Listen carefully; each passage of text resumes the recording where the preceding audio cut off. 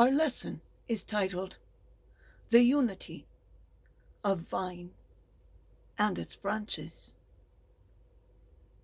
The Gospel reading, which tells us of a moment in which Jesus presents himself as the true vine and invites us to remain united with him in order to bear fruit.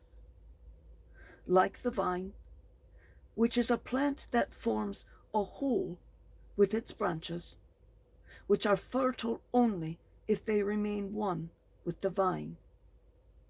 The secret of Christian life lies in this binding relationship with Jesus the Christ.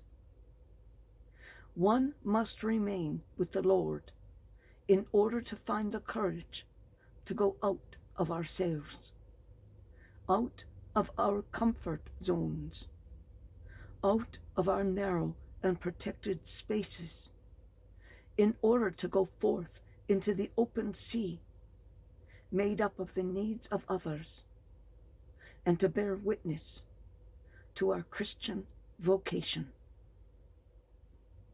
One of the most mature fruits that is born from our communion with Christ is our commitment to show charity towards our neighbor and to love our brothers and sisters with self-sacrifice, just as Jesus loved us. The charity of a true believer is not the result of strategies. It does not arise from external solicitations, from social or ideological demands, but from the encounter with Jesus and from remaining in Jesus. For he is the vine from which we absorb the sap. That is, he is the vine from which the life that we bring into society we gain, a different way of living and spending, which puts the last in the first place. Put the holy ones, the saints, in front of you as examples, but be encouraged that those are present to pursue holiness in their everyday lives. Gaudete ex exultate. To be holy does not require being a bishop, a priest, or even living among the religious. We are all called to be holy by living our lives with love and by bearing witness in everything we do, wherever we find ourselves. Every activity, work, rest, family, social life, the exercise of political, cultural, and economic responsibilities, if lived in union with Jesus and with an attitude of love and service, is an opportunity to live your baptism and evangelical holiness to the full. But only if and when your values as a member of the children of Christ are represented in all of your actions. Look carefully, please, at those politicians who, during the campaign, speak so highly of their faith as an influence of their work in the votes of the legislative body. Then pull up their voting record, and they could only determine that they were Christian influences in their vote as something to always and everywhere vote against. These supposed soldiers of Christ, as they have been labeling themselves, all of the right or Republican Party, call themselves soldiers of Christ. But they vote against every single program for the lesser folk that the Lord Christ calls first in his book.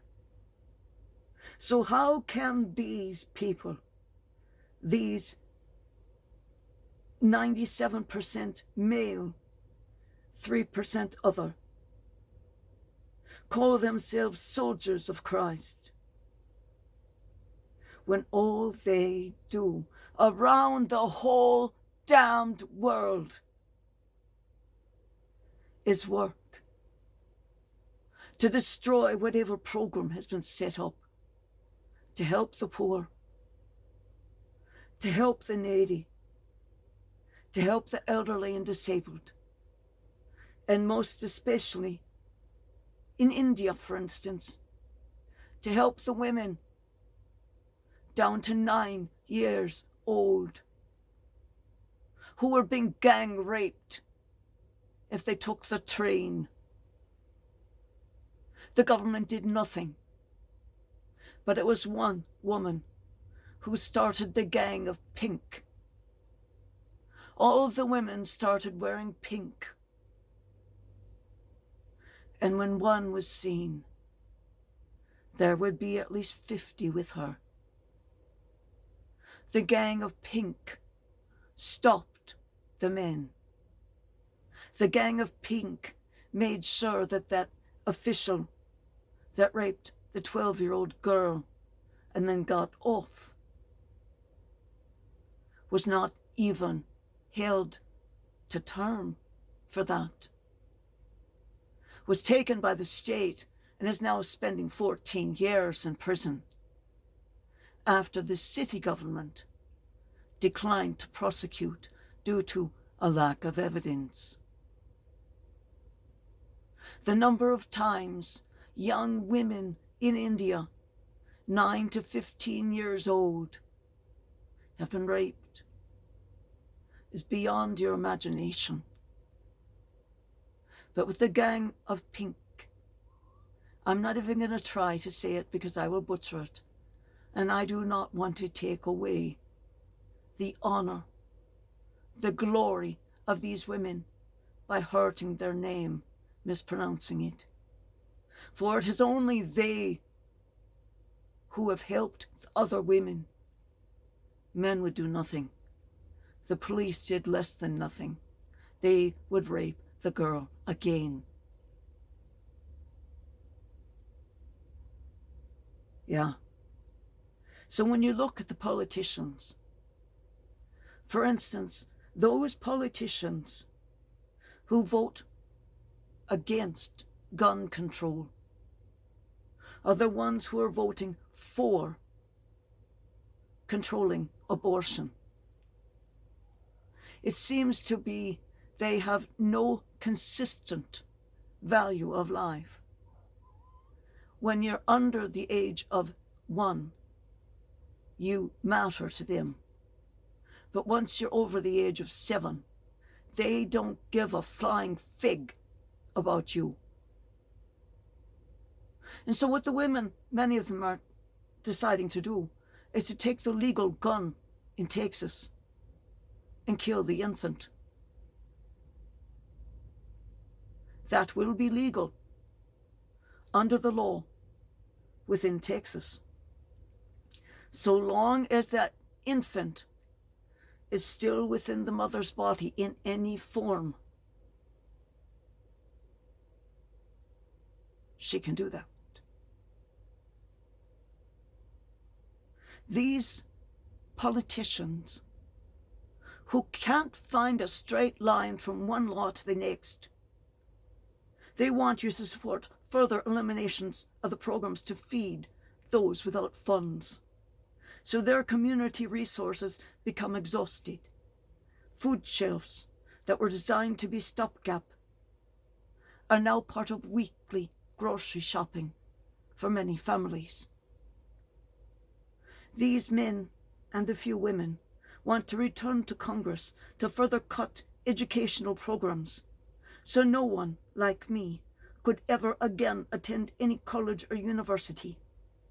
No matter how bloody brilliant you are, no matter if you have the cure to every disease, if you don't have the funds, you aren't going. They will cut housing assistance, cutting the assistance for the elderly and disabled to ride special buses for free. all cut, and the funds saved are not returned to all voters, as the candidates proposed in their stump speeches. Going to take back all of those taxes and give it to you. You know what you want to support. No, all of these recovered funds are returned to those who pay little to no taxes every year. The top 2.75% of voters in the United States, incomes in excess of $575,000 for individuals, or $1.5 million for a couple.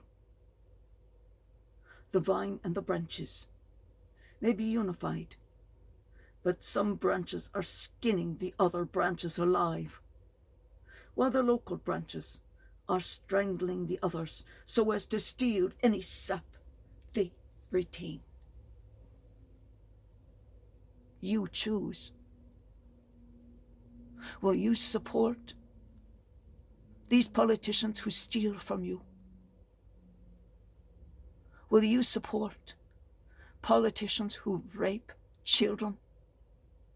Will you support politicians who take away the food from children, the elderly, the disabled, who have no other alternatives? My food of $205 for an entire month of groceries was almost cut to $84. Luckily, my regular caseworker reset the levels and put it back to what it is. But yes, luckily I can't keep much down to $200 a month is more than I ever need.